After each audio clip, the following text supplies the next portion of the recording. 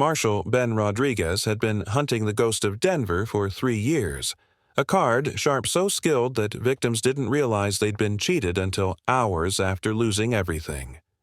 But when he walked into the backroom game in Tombstone and saw those familiar green eyes across the table, he knew his long search was finally over.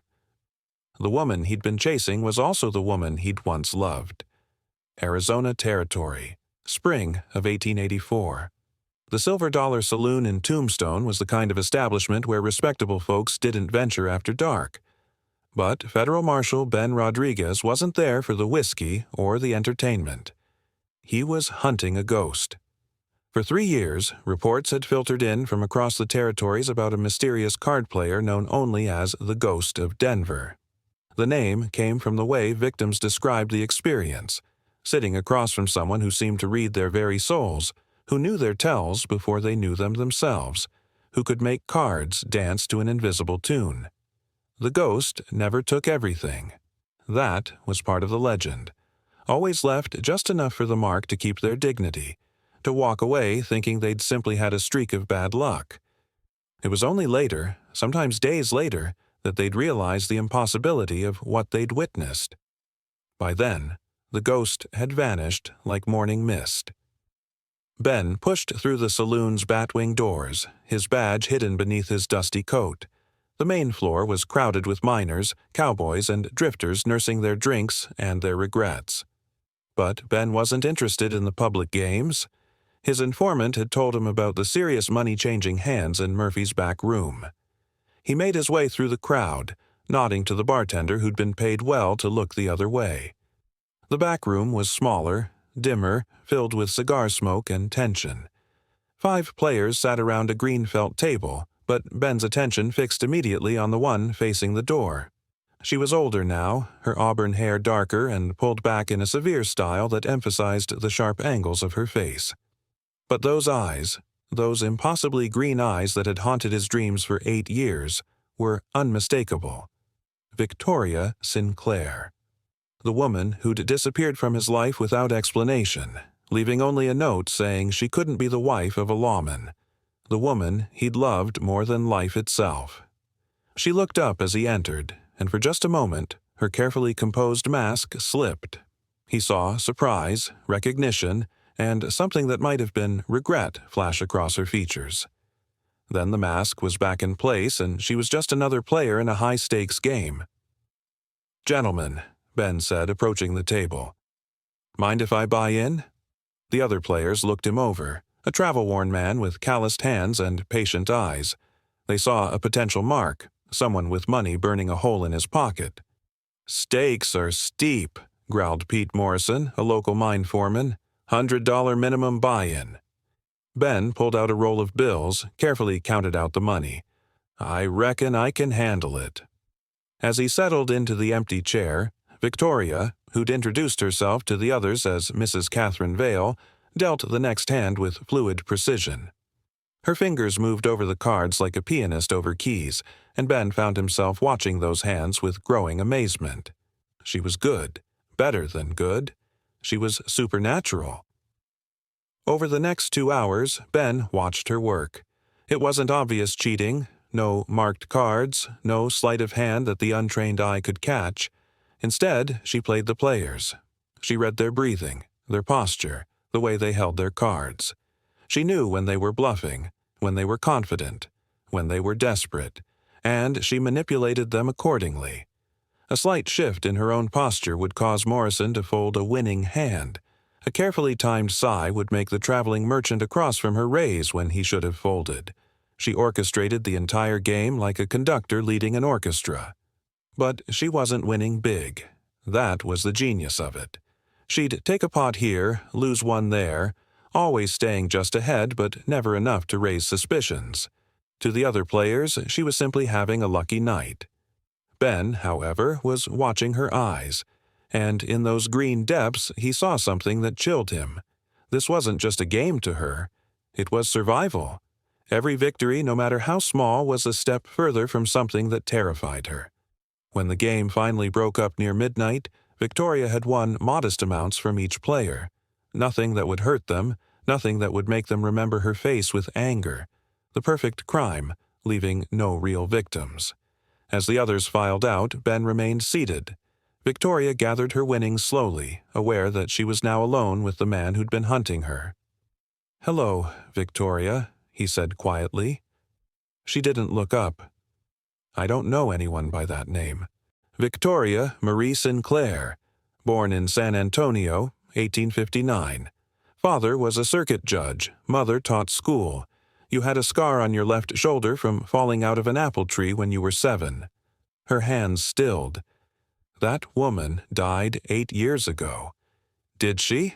Because from where I'm sitting, she's very much alive." Victoria finally raised her eyes to meet his. "What do you want, Ben?" "The truth.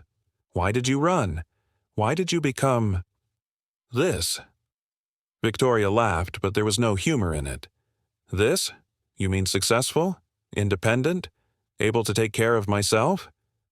"I mean a criminal, a cheat, a woman who lies for a living."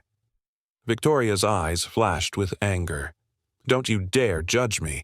You have no idea what I've been through." "Then tell me." Victoria was quiet for a long moment, studying his face. Then she made a decision. "You remember Jack Thornton?" Ben nodded grimly. Thornton had been a wealthy rancher, a pillar of the community, and one of the most dangerous men Ben had ever encountered. He'd also been obsessed with Victoria.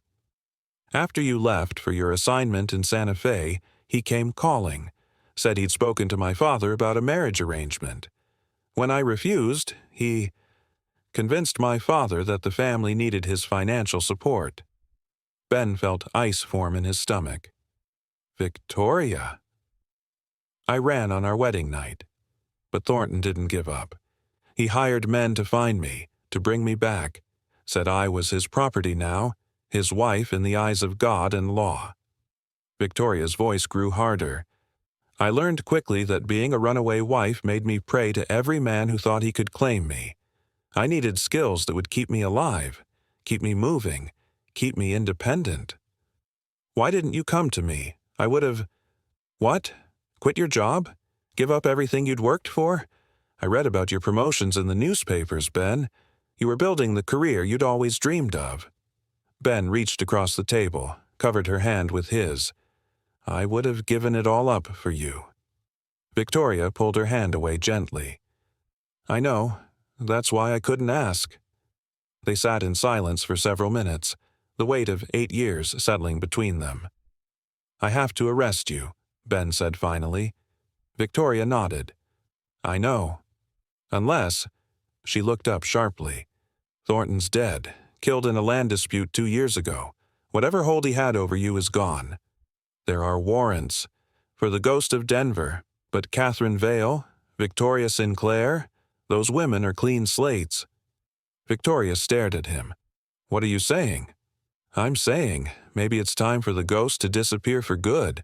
Maybe it's time for Victoria Sinclair to come home." Victoria's eyes filled with tears. "Ben, I can't just—" "Can't what?" "Can't trust me. Can't believe that some things are worth more than pride or fear or the past?" Victoria wiped her eyes, looked around the empty back room where she'd spent so many nights running from her past. "If I said yes," she whispered, "if I said I wanted to try, where would we go?" Ben smiled, the first real smile he'd worn in 3 years. "Anywhere you want. I've got enough money saved, and there are territories opening up where a man and woman can start fresh." Victoria looked at her hands, the same hands that had manipulated cards and men for 8 years.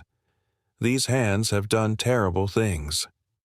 "These hands," Ben said, taking them in his own, "kept you alive. That's not terrible. That's miraculous." As dawn broke over Tombstone, 2 figures walked out of the Silver Dollar Saloon together.